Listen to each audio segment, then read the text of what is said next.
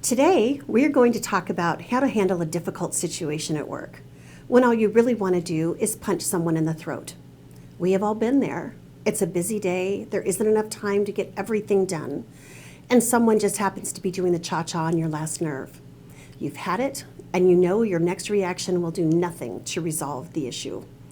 Your blood pressure is rising, and you are about ready to lose it, but you know that this situation must be addressed quickly. So how do we set ourselves up to have a productive, results-oriented discussion when stakes are high and your frustration is about ready to boil over?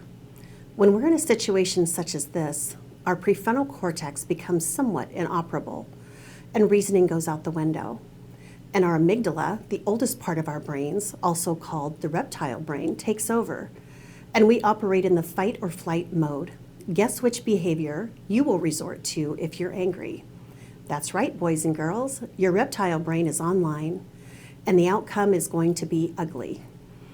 And you might earn yourself a lawsuit in the process. So let's do some damage control before that happens. If you can, remove yourself from the immediate situation. Give yourself time to breathe and to clear your head.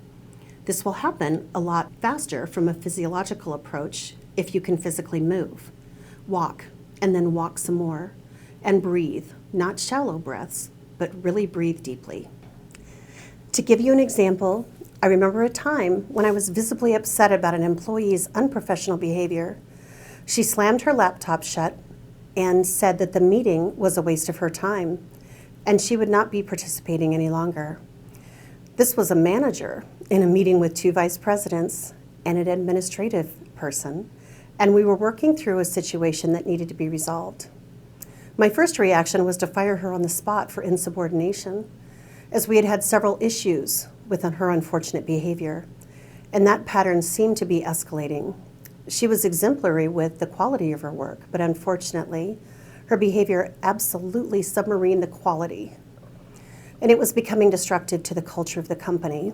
And because the behavior had been unchecked by her manager for quite some time, she rode roughshod over other associates. I got up from the table and took myself for a walk around the building. Came back to the front door, and my blood was still boiling. So I took another lap, and then another one, and then one more.